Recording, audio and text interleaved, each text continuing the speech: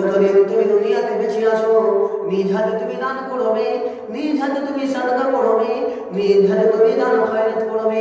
তুমি যখন মরে যাবে, তুমি যখন দুনিয়া ছেড়ে দেবে, তোমার জন্য কেউ দান করবে না, তোমার জন্য কেউ সাদকা করবে না, তোমাকে বলে ভুলে যাবে।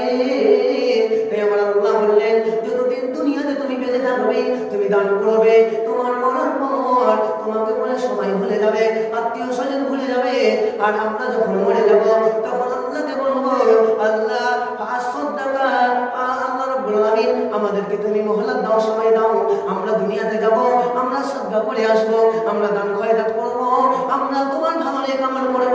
আল্লাহ বলবে না রে বান্দারা, তোমাকে অনেক সময় দেওয়া হয়েছে, তোমাকে অনেক টাইম দেওয়া হয়েছে, আর দেওয়া হবে না, আর তোমাকে টাইম দেওয়া হবে না।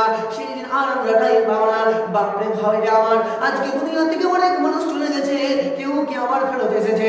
আসেনি, আসবে না।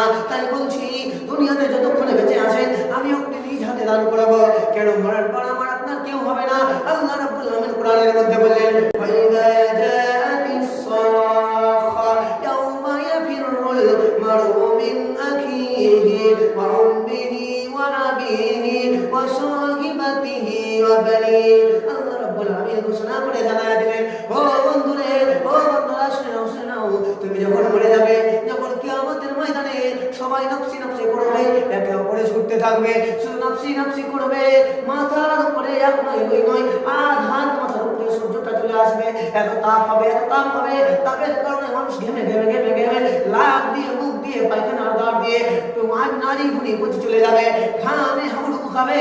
আল্লাহ বলছে ও আমার বান্দারা, সেই দিন তোমার ভাই ভাই হবে না, সেই দিন তোমার বোন বোন হবে না, তোমার আত্মীয় স্বজন কেউ হবে না, সবাই একে একে বলাতে থাকবে, কেউ তোমার ডাকে সাড়া দেবে না, শুধু আমরা বলবো নাফসি নাফসি নাফসি, নিজেকে বাঁচবো নিজেকে বাঁচবো, এই মতো আমরা শব্দ বের করতে হবে।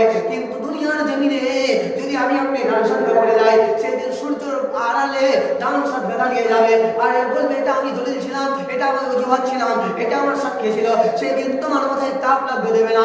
আল্লাহ রাব্বুল আলামিন বললেন তোমার মাল ধন সম্পদ তোমার কিছুই সেই দিন কাজে লাগবে না।